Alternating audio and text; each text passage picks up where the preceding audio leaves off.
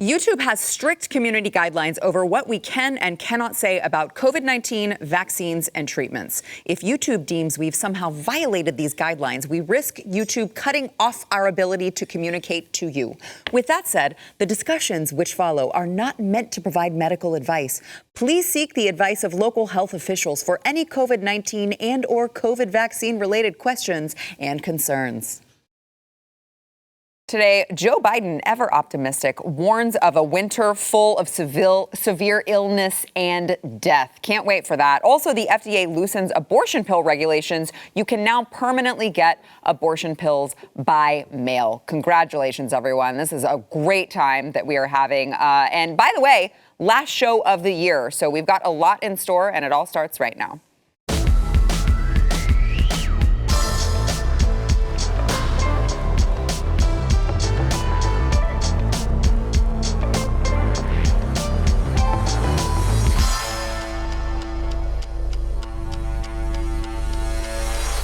Welcome to the news and why it matters. I am Sarah Gonzalez, and it's going to be a good one today. We've got another full table for the last show of the year. Yes, I realize that it is only December 17th, but we actually, here at The Blaze, we have like families and things that we would like to also get done that we don't get to get done during the year because we are here delivering the news to you. So we're getting some time off, and we are really, really excited about that. Also, I'm excited that I have Chad Prather here today, host of the Chad Prather Show. I don't have time off. I don't take time off because I don't have family. You know what? They've been marginalized behind everything else I do. Well, yeah. What I do is important. Yeah, well, when you're running for governor, you don't get time off.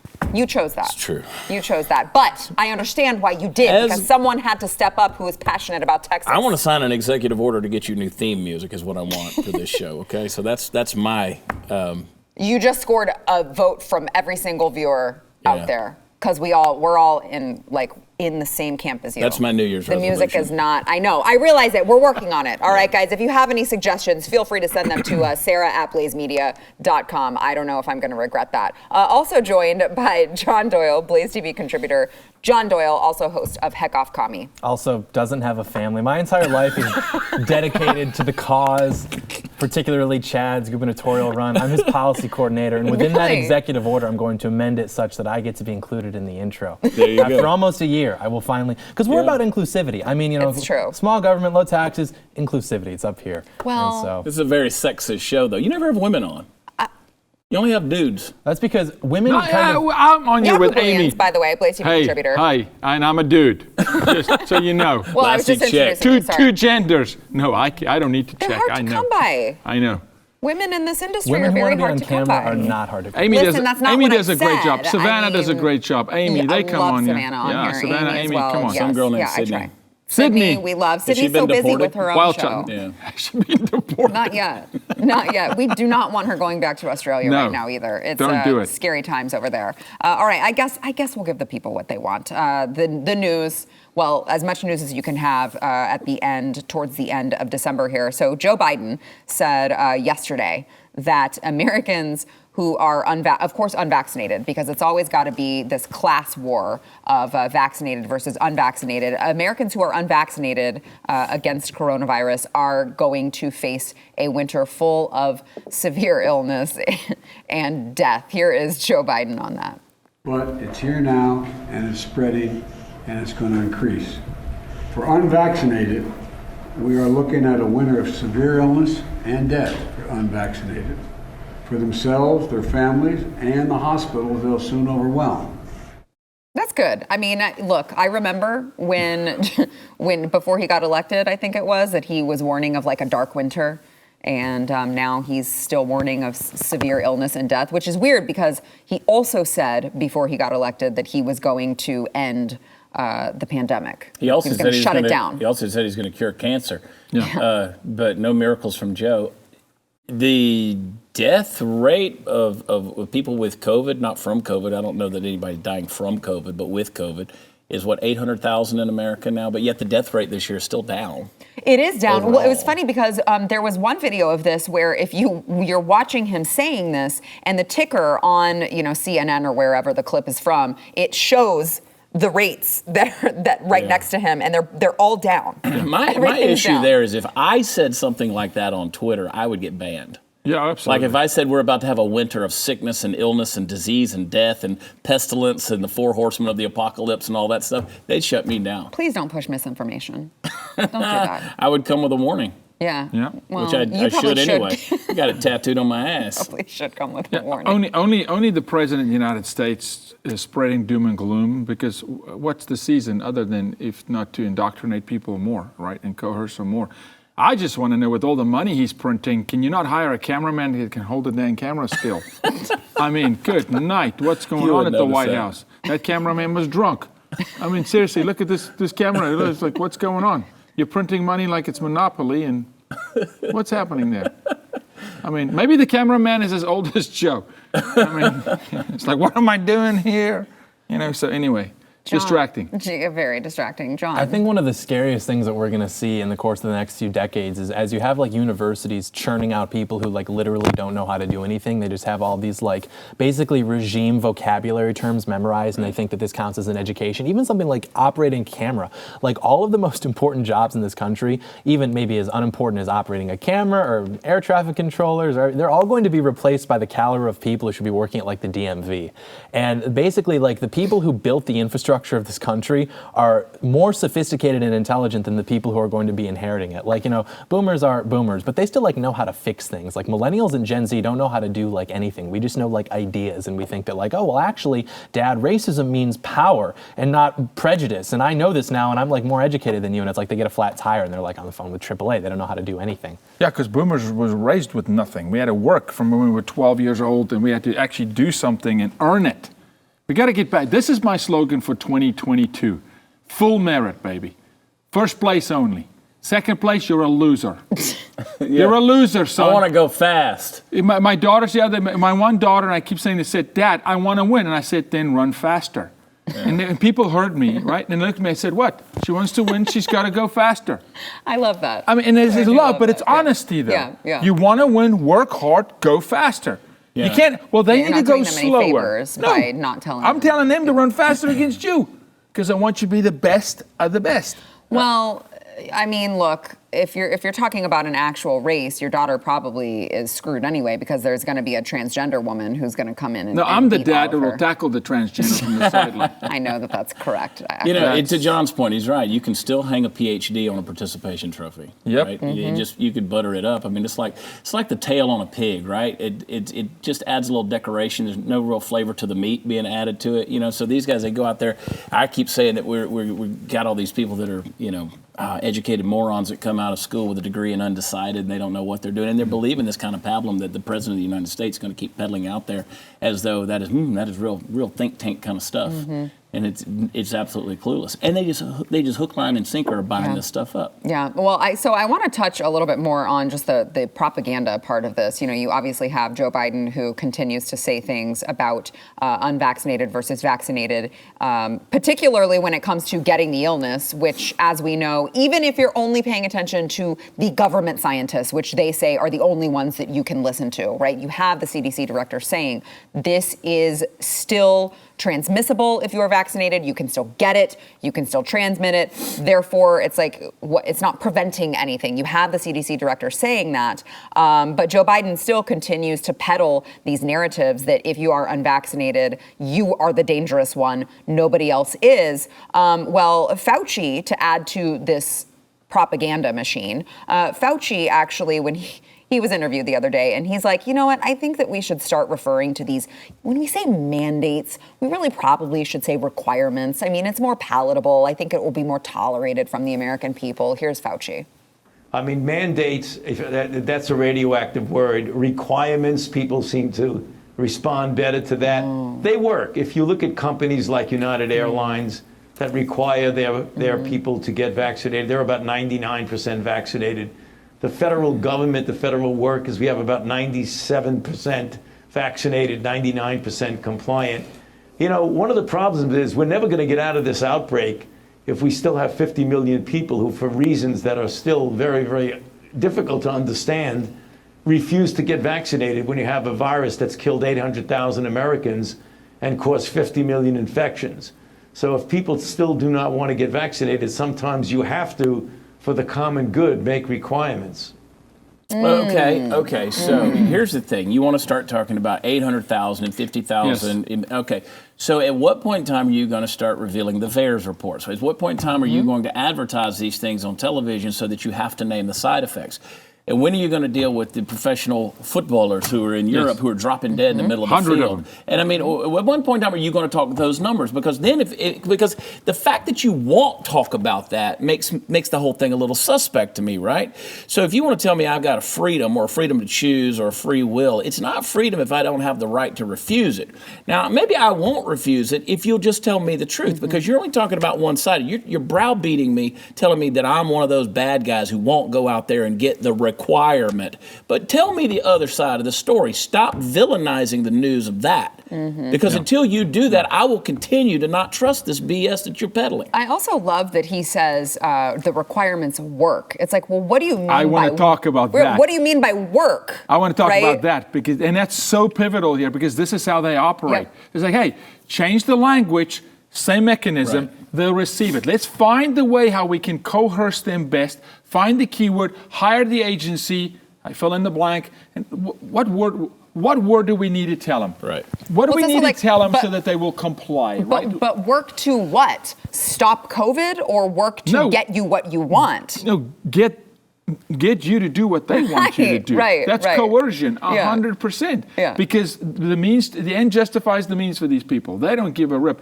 Call it this, call it that. We had the same thing with comprehensive sex ed. They just changed the name and they go, parents, it'll be palpable. Parents will take this. They won't ask questions. You just heard it from the dude. That is a fraud. That individual is a fraud. Greatest con man of all time. Okay, he's the greatest con man who is single-handedly responsible for most people losing their lives.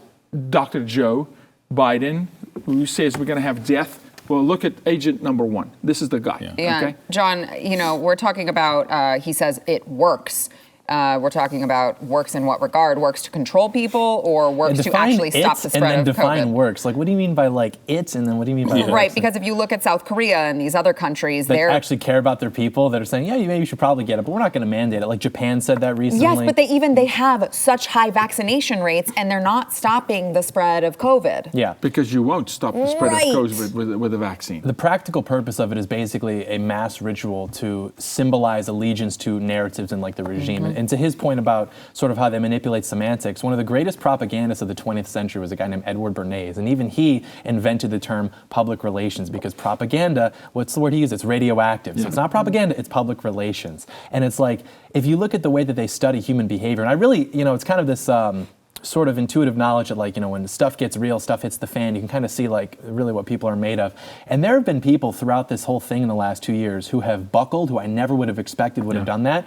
And then random people have risen from the ashes like the phoenix, like Nicki Minaj being a warrior against okay, we'll add her to the roster. But even people who I really like this guy, but Jordan Peterson coming out basically saying more or less oh, if you want things to go back to normal, just get the damn shot. And it's well, that's not exactly how these things work. You have to talk with the front of your mouth. But then he also goes, no, but even some conservative thinkers have really disappointed me in this. Well, because they're not conservatives. And now they'll come back and go, look, they were doing this the entire time. It's we told you that in February of 2020. But I will say, and I think this is a positive message to end the year off with, that if you still have not gotten the jab, you kind of have to pat yourself on the back. These people put tens of millions of dollars and hours of manpower into researching everything that they could do to make you take it. Every impediment and roadblock was constructed to make you buckle. Your family was turned against you, your friends were turned against you, you probably lost your job, and you still didn't. So can I tell you something? Yeah. Those are the people who you want in a foxhole with you. It's true. I'm not vaccinated because we run on conviction. Right. We have moral conviction. And I'm going to get I'll tell you how much I believe in being unvaccinated. I'm not, and I had no intention of getting vaccinated, whatever that means anymore. I'm going to get my vasectomy reversed because this sperm is the new Bitcoin. Guaranteed. It's pure, baby. It's pure. It's a hot It's pure, commodity. You know, it's funny because we I'm talk gonna about. get it reversed, freeze a bunch of it up, start selling this stuff black market. We're gonna have little Chad babies running all over the place. I don't think my wife will approve of that because you're not married. I'm married, so I can't pull that stunt. But I'm with you. There's a I'm a free market thinker, baby. There's a purity here. Just be careful, because in some liberal places, they'll like make you pay child support for those babies. Yeah, they probably will. I'm gonna get the vaccine right in my. Never mind. John, last word. You look like you want to say something. I was honestly just kind of thinking about The Handmaid's Tale, and I was like, maybe that wouldn't be such a bad thing if all of a sudden we had like a couple million Chad Prathers, right? Like, Hold on now. She just talked about child support. Yeah. He's not All right, you know what? Let's take a break and get back to it. First, we want to thank our sponsor, Built Bar. So, Built Bar. If you guys have not heard us talk about Built Bar, rave about Built Bar, I should say. Yako, I know, is on the Built Bar train. I'm on the with me. train. His kids eat them. My kids eat it. His wife My loves wife them. loves it. They just came out with it. You're going to love hearing this. They just came out with a new flavor. Well, a couple, but one of them is gingerbread. And it is gingerbread. so good. The carrot cake's really good. They're all really Yeah. freaking good. Yeah. So Built Bar is what you want around when you don't want to expand your waistline, but you have a sweet tooth and you're constantly like going to the pantry trying to eat all of these delicious treats, especially around Christmas, because everyone is bringing everything to your house that is like all bad for you and you shouldn't eat. All right, but Built Bar has got you covered. They're all covered in 100% chocolate, and they're a protein bar. So they're going to have high protein. They're going to fill you up, make you feel satisfied, but they're going to be low in calories, low in sugar, low in net carbs, so that you can stay on track. You got to go to the website, check them out. They have a ton of different flavors, so pick whichever ones suit you, but I'm telling you, they're all delicious. You can't go wrong. If you go to built.com, use promo code news15, you'll get 15% off of your order. That is news15 for 15% off over at built.com. The FDA has reversed a previous rule and will now permanently allow women to get the abortion pill by mail. This is it's interesting. So the ACLU actually was challenging the current rules regarding how and where a woman may receive a medication-induced abortion, and the Biden administration loosened these regulations and restrictions earlier this year. Of course, they're like, we're reversing everything that Trump did, for better or worse. And it's weird because like literally everything is for worse that they are reversing. But so now this pill, which I don't know how to say it, and I actually am quite proud of that, mifepristone, I don't know. It is to be prescribed by a telemedicine appointment and to be delivered by mail. The FDA made this decision in hopes that allowing patients to receive abortion medication by mail would lower the risk of spreading coronavirus. So how do you fight? How do you fight if you're the left? How do you fight? And this is where the show gets serious. How do you fight the movement towards reversing Roe v. Wade? What's happening in Texas, heartbeat pill in Oklahoma? You just flood the market with a death by mail drug. And how do you get it? Through a doctor? Oh no, telemedicine. Tell them, we're just going to do death by mail. And they're proud of it. We're going to distribute some. But that's right, they're also bringing fentanyl in across the border, and kids are dying from fentanyl at droves. So it's this administration is just spreading death.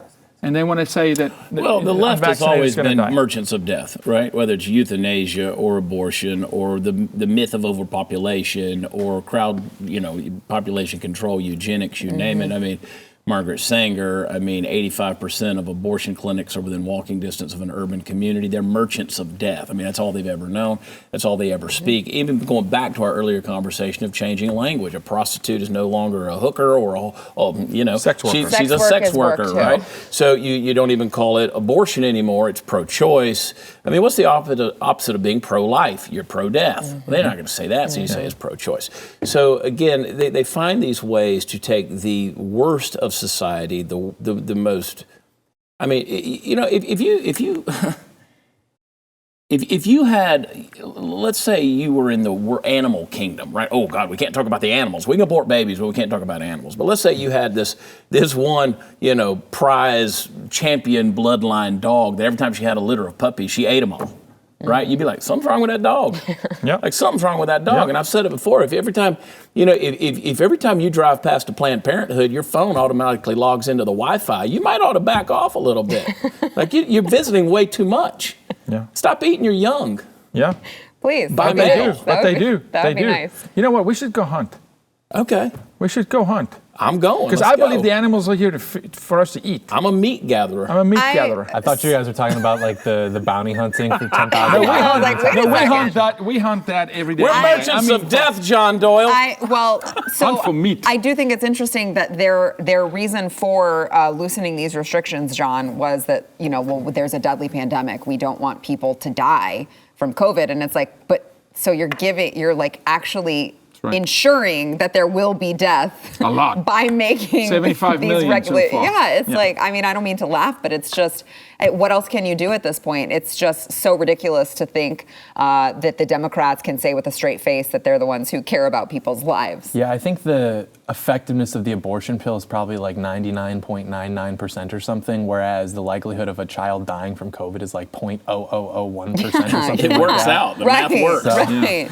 Yeah, Good it's point. like, Good point. guys, But we're they have gonna coerced kill the- way more with these. But they've coerced the American people to buy into a notion that this is the right thing to do, and they've, Listen. and so now it's not death anymore. Now it's like, no, that doesn't count. COVID counts, but the abortion pill, to your point, that's pretty dang successful. That's fine. That's okay. So Well, and this full screen that keeps popping up on the deal. I mean, when you played the clip, I was on the show a Yes. few weeks ago. Yes. You did it. These people are celebrating Yeah. the right to destroy that's a sickness. the That's a mental disorder. their fertilized egg. I mean, if you want to get scientific and anatomically correct, you want to. I mean, again, taking the religion away from it, you want to destroy your fertilized egg.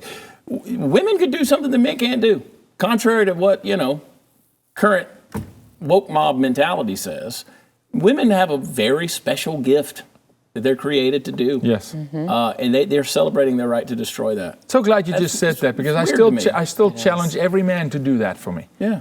Just show me your uterus, push a baby out. Go to okay? the gynecologist and just tell me where they put that speculum. That's why abortion has always been like their most prized accomplishment as a political movement, because it represents like the total inversion of reality. Like that which defines womanhood, the ability to create life, is now destroyed, and they have to take that and they have to hold on to it, because if they lose that, then like really nothing else really holds as much substance. And it even inverts like the gender roles. Like women aren't, nurturing their children, they're killing them, or men aren't protecting their children, they're like allowing for them to be killed, because everybody has this very selfish mentality. I think it's interesting too how these people are, so pro-love and, we have to save everybody from COVID and save the people. It's like, what are you really living for? Like these people have no convictions. Like they outsource their conviction to like whatever the screen people are telling them. That's right. And if you have a conversation with them, point. they don't ever say anything insightful or original. And I feel really bad for my generation in particular, because we've grown up with this like hyper consensus filter through social media. So like I would imagine you guys in high school used to be able to, sit at a lunch table with random kids and have like relatively normal conversations. When I would do that, it's the same memes, the same jokes, the same, did you see that episode of The Office? Because you're so worried about, breaking from that like group norm, that now you're all saying like the same things, and people just aren't interesting anymore. So it's like the art of critical thinking and original thought and original thinking is out the window. Just look at Hollywood. The writing is terrible. Terrible. Creativity has been stifled, completely they're stifled. clinging to life, but it's like, what are you really living for? Like to go to Chipotle and watch Netflix and get high. Like this is your life. Yeah. Did you guys see that, just on the pro-life issue, did you guys see that video that was going viral? I think it originated on TikTok, I don't know. But it was a guy holding a newborn, and he said, I wouldn't let her get an abortion, and so she left us.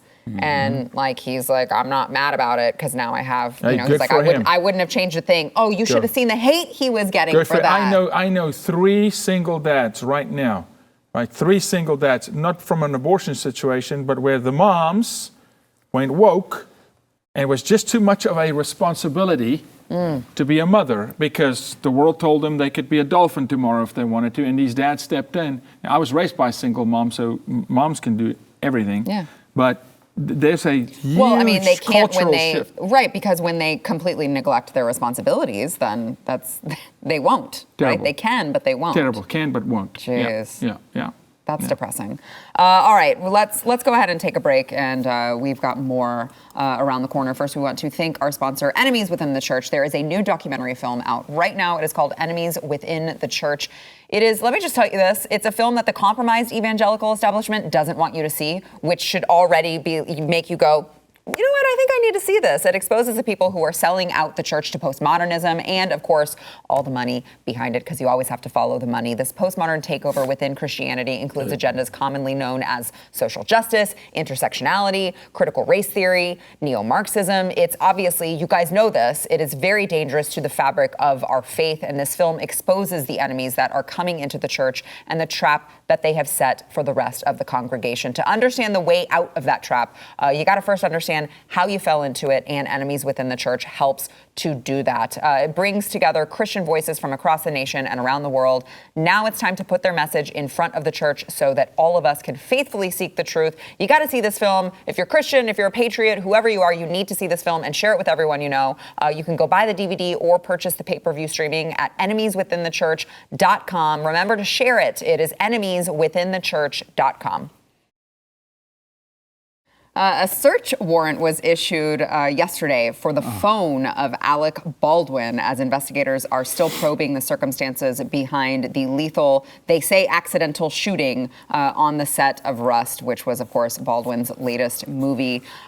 This was documented in a court filing. This all happened in Santa Fe, New Mexico, so this is where the court filing was. The October 22nd shooting, geez, I can't believe it was that long ago. Yeah. Wow, that's crazy. The October 22nd shooting took the life of course, 42-year-old cinematographer Halnia Hutchins and wounded 48-year-old director Joel Souza. The circumstances surrounding this have been so bizarre, at least what has been released that we know. I know Alec Baldwin just recently went on an interview, what was it, ABC News, and he said the trigger wasn't pulled. I didn't pull the trigger. I would never point a gun at someone and pull the trigger on them, never, which is weird because the trigger had to have been pulled at least twice, you would think. But now there was kind of radio silence for a while, and now there is a search warrant for his phone. You know, I think that these elites, or whatever you want to refer to them as, they've lived, and what have I said forever? As long as you've known me, I've always said you build that house of cards on a bad foundation, and the least little breath of common sense is going to make the whole thing fall down. Yeah. These people have lived in la-la land and outside of reality and just this fractured reality for so long that they do think they're above the law. One encouraging thing that I am seeing is a certain trend of the real world reminding them that they don't. So Jussie Smollett, the Bubba Wallace Noose thing, this situation that's gone on, the Rittenhouse trial, the Coffee trial, the Ahmaud Marbury trial, all these different things that we're seeing that are happening. It's almost like, maybe the real world's speaking back and saying, yeah, we're not going to continue to let you guys create this false reality script that's out there. And yeah, I mean, if anybody who knows how a revolver works, his whole thing on Stephanopoulos was a bunch of BS. Physically, you can't build a revolver to work the way he says that happened. To your point, though, other actors in Hollywood, Snyder, have come out and did these specials. I don't know if you've seen them. Where and I talked to John. Yeah, I talked to John. They bring the actual revolver out. Yeah. They explain the action. The hammer, 1, 2, 3 clicks. Can't go. Well, here's what's happened. I can tell you. His finger was on the trigger. He had the trigger pulled. He did pull the hammer back, and he let it go. Yeah. And it's going to fire because the trigger releases the hammer. There's no other way to do it. Right. And so, look. Here's the irony, though. As a filmmaker, your liability insurance. If he's just honest and said, look, it's an accident on a film set, there was not supposed to be a bullet in there. Yes, he was supposed to check it, but he was not going to have long-term consequence for this anyway. There's other huge accidents. We talked about, helicopters killing kids, on film sets before, and there's other huge accidents that have happened. So the cover-up from the beginning was even so far beyond where he needed to go with it, because they can't be responsible for anything. It's always someone else's fault. Even if they caught red-handed, it's got to be someone else's fault. And I go, listen, even if you did pull the trigger, sure, you're going to be charged with something, but he wasn't going to see jail time. No way. Well, because he's on a film set, and there shouldn't have been a bullet in there, and who did it, and there's just too much going on, too many moving parts, right? But now they've made it into a debacle. Now, because it's not premeditated. Can't prove that. It's impossible. He's on a film set. Accidents do happen. So for me, it's just this constant cover-up. They're in constant cover-up mode of anything. Well, I'm just curious, and maybe there has been, but I mean, has there been any form of ballistics report of the bullet? Obviously, they had to have recovered it, right? So was this something lodged in the barrel? Was this something that was loaded into the gun, into the cylinder? These are the kind of things that answer a lot. The bullet was in Sousa. They pulled the bullet out because the bullet went through her. It was through her and into the director. So they pulled the bullet, one fired, they pulled the bullet out of him. So there's ballistics. They have the bullet. They've got the lead. Those are things that answer a lot of questions. Yeah. But John. It's interesting how he insisted on doing that interview too on, what was it, ABC? Yeah. Stephanopoulos. His PR team should have, or probably at least try to like veto that, because like Jaco said, it's like blowing it way out of proportion. But it's like these celebrity types are almost addicted, and they need so that sort of like validation. But he had to be the victim. He had to be the victim. So he had to come out, instead of just like letting it kind of blow over and, you know, it being unfortunate, it's forgotten about. He had to make it like, oh no, people might not like me as much. He had to go on and do the interview, just like, you know, sort of ride that wave of his Donald Trump impression on like SNL, sort of being like, oh yeah, we like this guy. He's one of us. And he was afraid of that being taken away from him. And then he came off so just messy in that interview. Did not help. It just made it so much worse. Well, I mean, it was just so bizarre to hear him saying, well, someone's responsible, but not me. Right. Not me. Someone's responsible, but not me, especially coming from, I mean, him specifically, but just generally speaking, the anti-gun crowd who is constantly like, you know, you're responsible, whether like, they want everyone to take responsibility. They want, you know, parents to take responsibility for what their kids do. They want the gun manufacturer to take responsibility for what, you know, a bank robber does. I mean, they want all of this responsibility to be taken, but he literally is in charge of the gun, and he can't at least say, yeah, I didn't check it and I should have checked it because I was the one who was holding it, and that's just gun safety 101. I mean, he can't even say that. And I promise you, his legal team would have told him, look, he was not going to go to jail. It's an accident. Yes, unfortunately, he was going to, on his record, it was going to happen. I mean, why the search warrant, though? Well, because now he's lying. He's lying. He's withholding evidence. He's blowing it over. He goes. Dude, should have learned from Smollett. The gun fired itself. I didn't pull the trigger. That's the biggest baloney. So they're making it, but it's entrapment. It's self-entrapment, because they do want to spur this up as he's the victim, and can we have, you know, sympathy on him, and now all of a sudden it's out of control. And you remember the little paparazzi street interview he did where he's like, the sheriff has told me not to say anything. No sheriff in the world would tell you not to say anything. They want you to talk as much as you possibly can. There's probably text messages in that line. This is why there's a discovery for his phone, right? And when they're going, all right, now we got to dig in because something doesn't add up. Well, and add on to that, apparently detectives tried to get the phone from him voluntarily, and his lawyer said you can seek a warrant if you want this phone. So you got to believe at this point, if they've been given a heads up, I don't know how much is still on the phone at this point, right? Or the phone met the hammer. Yeah, it's like, what phone? Hey, Hillary, I got an issue. How did you destroy those phones again? Exactly. Who's the boy you coerced? Who's the little Stafford, the mail boy who you coerced with a 5-pound hammer? Why does Chad have Hillary's phone number, though? I got Hillary. Trust me. Chad has everyone's phone number. I want to see never mind, his photo album is what I was going to say, but yeah, never mind. Well, it'll be interesting to see how this plays out, because the story kind of went away for a while, and you thought, okay, I guess they've wrapped it up, nothing else is going to happen. And now, I mean, at least the cops are still working on it. Maybe there will be accountability. This is where I want these things to go into the court of law, because the perjury will come, because they'll lie under oath. And they can't help it. To John's point, they're too arrogant. They never think that they're. It's an opportunity for the limelight. Yeah. What did Tom? Did you love when he cried in that interview? Oh my gosh. She was my friend. She was my friend. Yeah. Remember, you're talking to an actor. Remember, you're talking to an actor. Here's the deal. Remember when Tom Cruise was bouncing up and down? Was it Oprah? Oprah's couch, and he said, you know, call me good, call me bad, just spell my name right. That's Hollywood's mantra. This is an opportunity for him to go, oh, I can win their hearts. I'm going to cry on cue. Same with Smollett. Yeah. Same deal. Yeah. He just doesn't looked work. like a bigger fool. This was my friend. I know. It was just like, dude. It's like, we went to dinner. They picked me up from the airport and we went to dinner. Then I would say, so why did you shoot her? Yeah. She was your friend, so why did you shoot her? I don't want to be your friend. No, thank you. All right, we've got more to come. First, we want to thank our sponsor, Bambee. So if you're an entrepreneur, you're a business owner, you already know this. I'm not telling you anything you don't know, but HR issues can totally kill your business, kill your productivity. You could have wrongful termination suits. You've got all of these minimum wage requirements and labor regulations to remember. There's a lot of red tape here when it comes to big government bureaucracy. And HR manager salaries are not cheap. They're an average of $70,000 a year. So this is where Bambee comes in, all right? Bambee will give you a dedicated HR manager that can craft your HR policy, maintain all of your compliance. They are remembering all of the regulations so you don't have to. And it's only going to cost you $99 a month. They're going to change your HR from your biggest liability to your biggest strength. By the way, your dedicated HR manager is available by phone, email, real-time chat, however you would like to communicate with them. They can do onboarding. They can do terminations. They can customize your policies to fit your business, help you manage your day-to-day for $99 a month. And guys, I say this all the time. I'm not great at math. I do believe that $99 a month is way cheaper than $70,000 a year. This is going to be month to month, no hidden fees. You can cancel anytime. Let's let you get working on why you started your business, which is to profit, not handle HR nightmares. You can go to Bambee.com/matters right now to schedule your free HR audit. That is BAMBEE, Bambee.com/matters. Joe Biden just can't stop pissing off the radicals in his base. During the 2020 election, he was campaigning and he committed to canceling $10,000 of student loan debt per borrower.